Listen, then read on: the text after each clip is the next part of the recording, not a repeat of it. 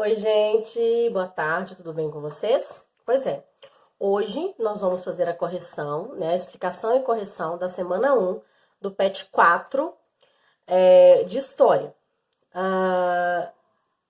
Estou à disposição de vocês, né, se precisarem para alguma coisa, no grupo no WhatsApp, no aplicativo Conexão Escola, que eu também tenho usado. E se alguém precisar de alguma coisa nas redes sociais, pode me procurar também no Instagram, ok? No Facebook não, porque eu quase não uso, tá bom?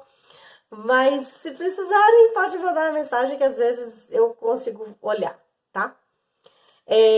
Nessa semana de hoje, nós vamos falar sobre um grande presidente brasileiro, né?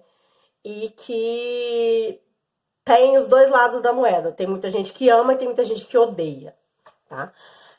Particularmente, eu acho que ele fez grandes mudanças no Brasil, mudanças necessárias, mas ele teve alguns pontos também negativos. Então, para mim, ele não é nem positivo demais, nem negativo demais.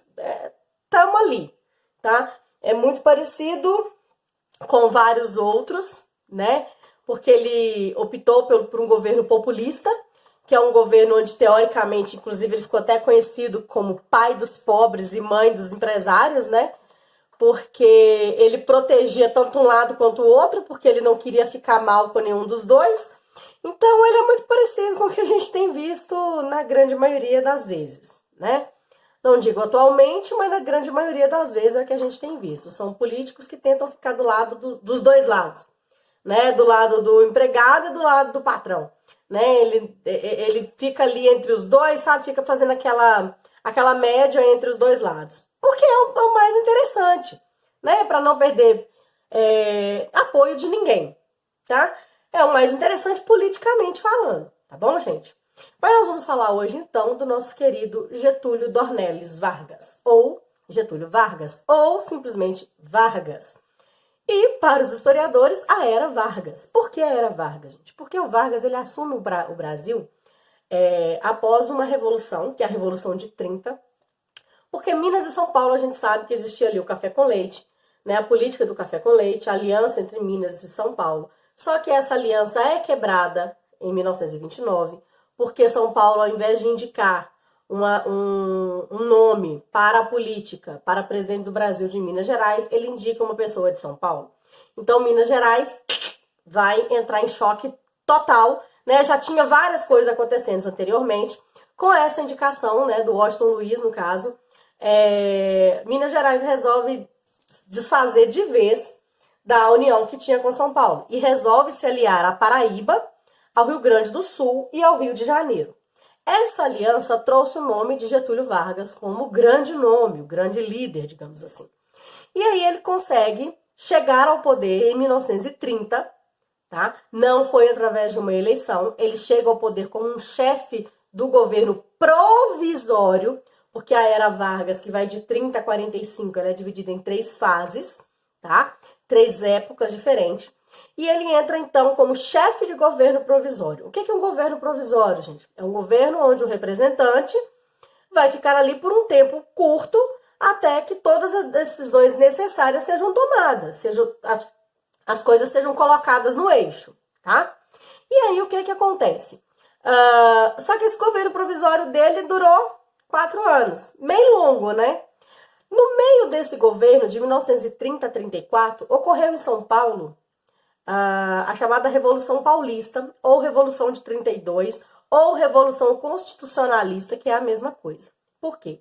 Quando Vargas assumiu o poder, ele falou que a primeira coisa que eu vou fazer no meu governo é criar uma nova Constituição para o país. Tinha 2 anos, 1932, e ele não tinha feito nada. Absolutamente nada. Nem mudado nada, nem criado nada, e nem falado, vamos continuar do mesmo jeito. Simplesmente estava continuando sem ele falar nada. Só que a primeira coisa que ele faz, né, quando ele assume o governo, ele não muda a Constituição, porém ele começa a mudar os governadores dos estados, né? Os estados que ele não tinha aliados, ele tirava o governador que tinha sido eleito e colocava os chamados interventores, que são as pessoas da confiança dele, no lugar daqueles governadores. Então, causando mais raiva, digamos assim, mais antipatia por parte dos seus inimigos. E em São Paulo ele faz exatamente isso. E aí, em 1932, os paulistas resolvem pegar em armas, só que eles pegam em armas contra o exército e contra vários outros estados que era contra São Paulo, porque estavam tendo vários privilégios.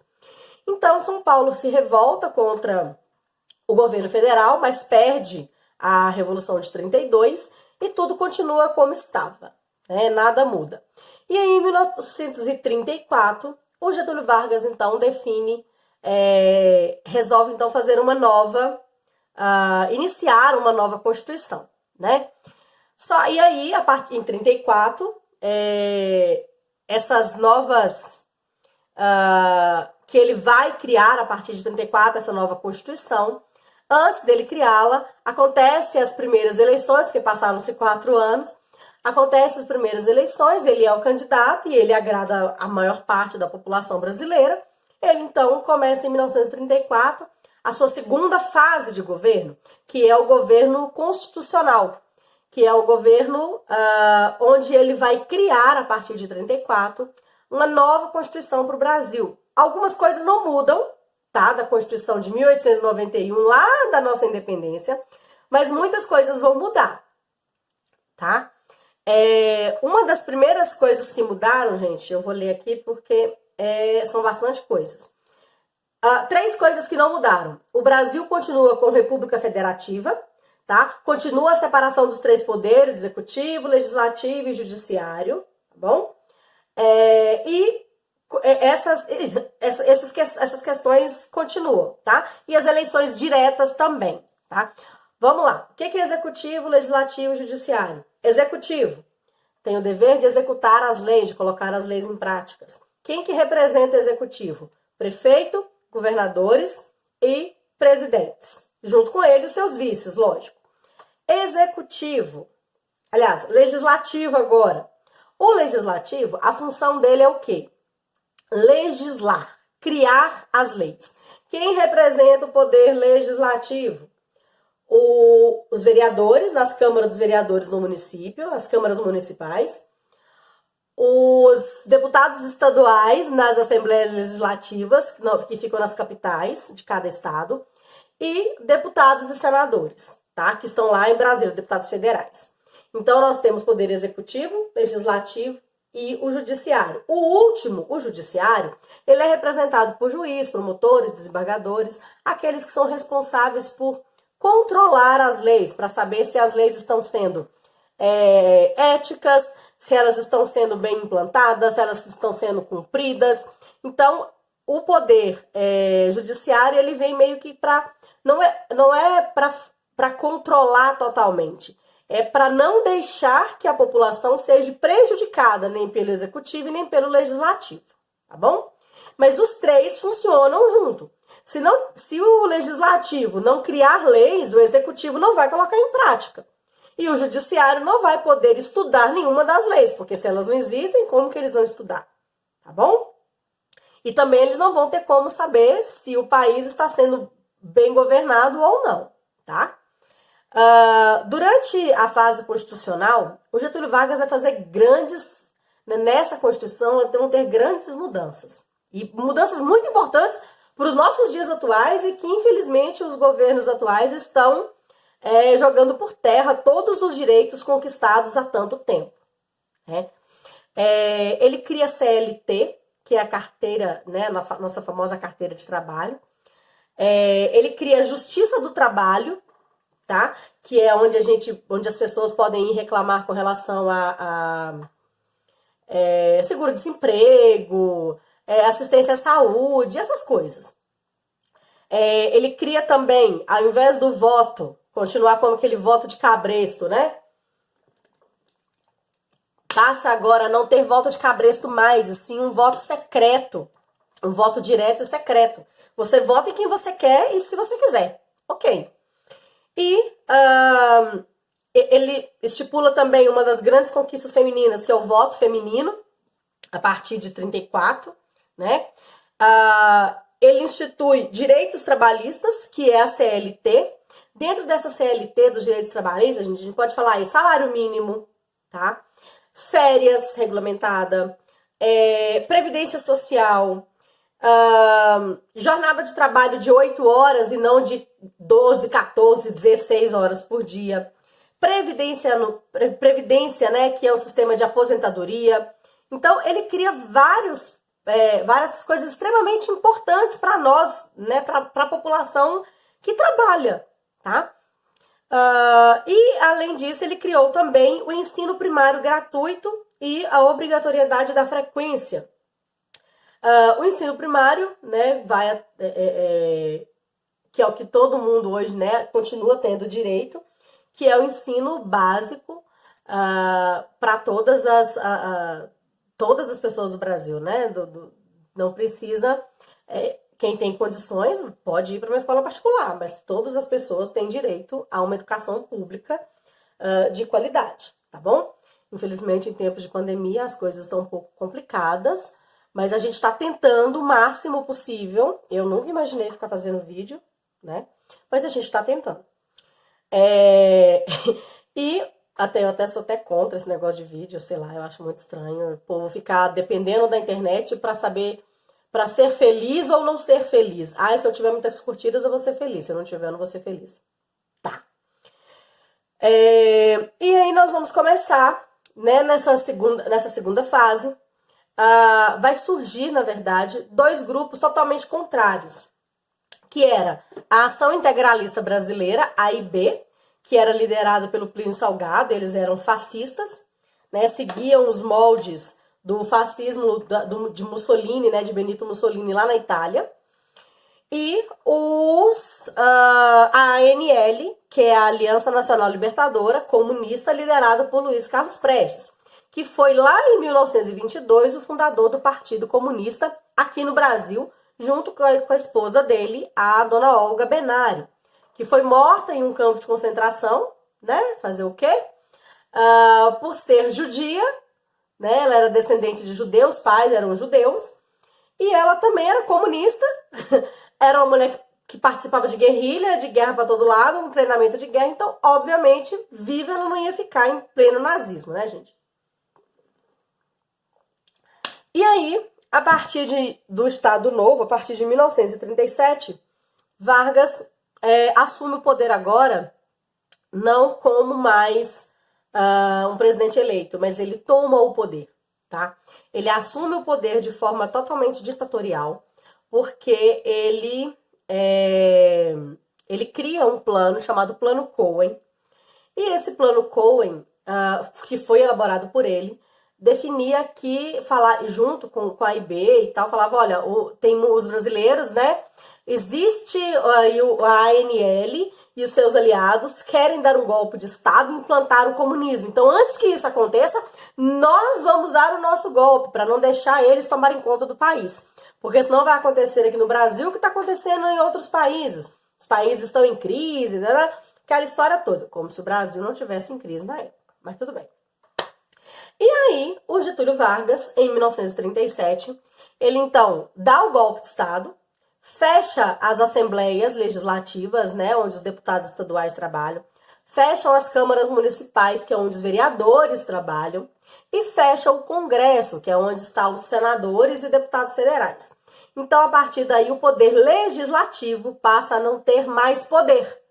Continua ainda o poder judiciário, mais ou menos, porque ele sozinho não adianta, e o poder executivo, que está todo concentrado nas mãos do Getúlio Vargas, tá?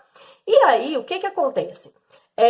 Nesse período, o Getúlio Vargas vai mudar um pouco a Constituição brasileira, ele tira alguns direitos que ele mesmo tinha colocado, não tirou a questão do voto, mas também não tinha eleição, então podia ficar lá ou não, que não ia ter eleição, né? Porque ele começa a governar através de atos atos ditatoriais, onde ele criava a lei e implantava a lei. Não tinha ninguém para poder controlar a criação e nem a elaboração, nem a implantação da lei, tá? Porque ele cria, junto com isso, o DIP, que é o Departamento de Imprensa e Propaganda, que começa a controlar a população, né? E começa a censurar tanto a mídia, né? Jornais, revistas, a rádio, Porque aí, e as pessoas, de uma maneira em geral, né? Ninguém podia falar aquilo que era contra o governo dele. Então, e ele vai se basear nessa nova Constituição em 1937, numa Constituição da Polônia. Então, a nossa Constituição ficou conhecida como Constituição Polaca, que é de origem polonesa, que era muito inspirada nas ideias nazistas e fascistas da Alemanha e da Itália, tá? E se inspira também nas ideias também fascistas de Portugal, tá bom? Mas mesmo durante essa loucura do governo dele, na primeira fase do governo dele, né, no primeiro governo dele, digamos assim, na primeira era, de 1930 a 45, ele criou dois órgãos extremamente importantes para o Brasil, que hoje um já praticamente está dando mais problema para a gente, que é a Vale do Rio Doce, que hoje é apenas Vale. A Vale do Rio Doce, ela era brasileira, hoje ela foi vendida, né? Ela foi privatizada, então hoje ela chama só Vale, e a Companhia Siderúrgica Nacional, tá? No segundo mandato dele, a partir de 1950, ele criou a Petrobras, que é uma das grandes empresas, mas que já deu problema demais pra gente economicamente falando, mas é uma das nossas grandes riquezas nacionais, digamos assim, a Petrobras, tá? E ele cria com o slogan do petróleo é nosso, porque realmente o Brasil é riquíssimo em petróleo, mas infelizmente nós não temos governantes que dão tanto valor a isso para poder ajudar ao próprio consumidor, né? Então agora nós vamos partir para a correção das atividades, tá? São 1, 2, 3, 4, 5 atividades bem rápidas e bem curtas para serem corrigidas agora, tá bom? Gente, então nós vamos dar início agora, né, ao nosso PET de História, 9º ano. Nós vamos começar a correção da semana 1. Se vocês prestarem atenção, aqui no início da semana 1, antes da gente começar a semana, vem falando o que a gente vai estudar em cada uma. Então, nós vamos dar na semana 1, totalitarismo e seus desdobramentos em conflitos mundiais, tendo como foco o início da Era Vargas no Brasil. Na semana 2, estudaremos a Segunda Guerra Mundial, de 39 a 45, e suas consequências para o mundo. Na semana 3, aprofundaremos um pouco mais sobre a Segunda Guerra, o envolvimento do Brasil e o Holocausto, identificando seus desdobramentos no Brasil e no mundo. Na semana 4, voltaremos nossa atenção, para a criação da Organização das Nações Unidas, a ONU, e a construção da Declaração dos Direitos Humanos, no contexto pós-guerra. A ONU, gente, ela foi criada logo após o fim da Segunda Guerra Mundial, tá bom?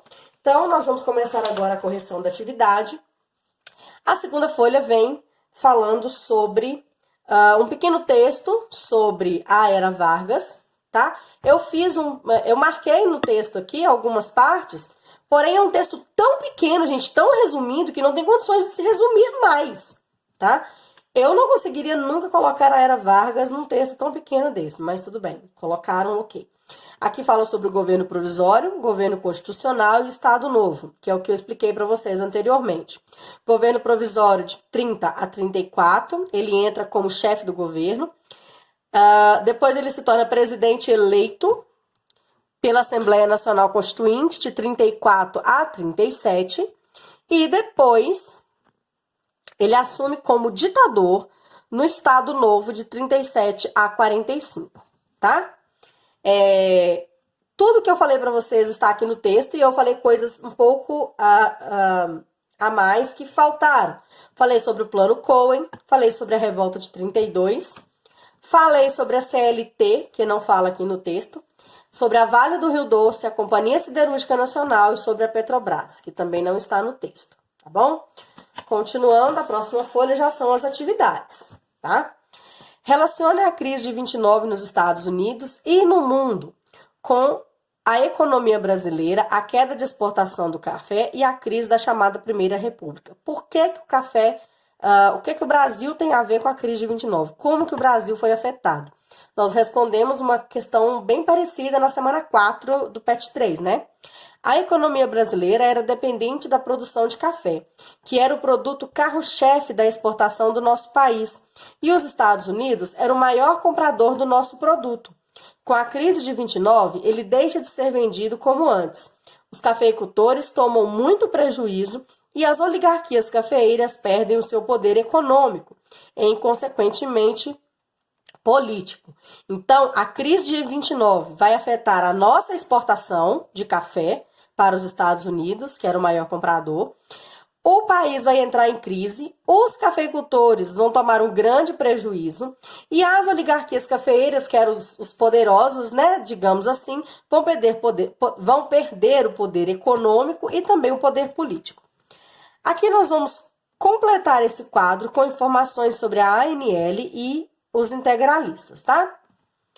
Conforme estudado no PET anterior, as primeiras décadas do século XX foram marcadas pela vitória da Revolução Russa, de caráter socialista, além do surgimento dos movimentos de ultradireita, nazifascismo na Europa, notadamente na Itália e na Alemanha, associado à crise econômica de 29. Esse período é marcado pela crise das democracias liberais.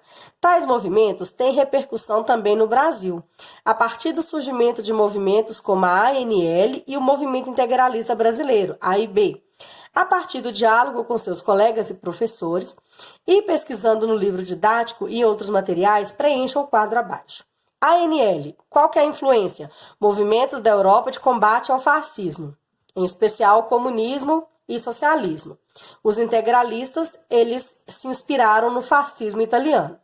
Principais propostas da ANL, Ação Nacional, Aliança Nacional Libertadora. Suspensão do pagamento da dívida externa, reforma agrária, nacionalização das indústrias estrangeiras, amplas liberdades, não é ampliar não, tá, gente? São amplas liberdades democráticas e um governo popular. A ideia dos integralistas era o nacionalismo, defesa da cultura nacional, combate aos valores liberais e rejeição do socialismo, né? Rejeitar totalmente isso aqui. A ANL era liderada pelo Prestes, o Luiz Carlos Prestes, e a Ação Integralista Brasileira, liderada pelo Plínio Salgado. Com o autogolpe, Getúlio estabelece o Estado Novo. O autogolpe, gente, é o plano Cohen, que eu expliquei anteriormente. Esse regime é marcado pela forma autoritária, pela centralização do poder e, ao mesmo tempo, é marcado pela modernização econômica e pela concessão de direitos. Diante disso, responda às questões abaixo. Por que podemos dizer que o Estado Novo foi um período marcado pelo autoritarismo? Eu vou responder aqui. Aponte características do regime que justifica essa afirmativa. Porque o governo é marcado pelo autoritarismo e centralização do poder, exercendo o poder de forma repressiva, perseguindo inimigos políticos, dissolvendo as câmaras e assembleias legislativas, proibindo que o poder legislativo fizesse seu trabalho, censurava os meios de comunicação e criação do DIP, Departamento de Imprensa e Propaganda, para controlar os setores da comunicação, da cultura e da arte como um todo. Então, o governo foi marcado pelo autoritarismo? Sim, porque ele perseguia inimigos, ele era repressivo, ele centralizou o poder, ele dissolveu as câmaras, né, de vereadores e as assembleias legislativas e ainda criou o DIP para controlar a população, principalmente os setores da arte. Podemos afirmar que no período Vargas houve uma modernização da economia brasileira? Isso sim, tá, gente? Cite exemplos que podem ilustrar seus argumentos. Houve em seu governo a nacionalização da economia, que substituiu as importações, criou indústrias, de base e outros ramos industriais. Neste período, foi criada a Companhia Siderúrgica Nacional e a Vale do Rio Doce, que eu já citei para vocês. Em sua segunda passagem pela presidência da República, Vargas criou a Petrobras em 53. Quais as principais inovações na legislação trabalhista trazidas por Vargas? Eu coloquei aqui: salário mínimo, carteira de trabalho, férias regulamentadas, jornada de 8 horas de trabalho, previdência social e o descanso anual, que são as férias. Gente, então nós terminamos por aqui a correção da semana 1 do PET 4 de História. Eu estou à disposição de vocês, como eu já disse, podem me procurar, que eu procurarei, né, tentarei ajudar vocês da melhor forma possível. Abraços, fiquem com Deus.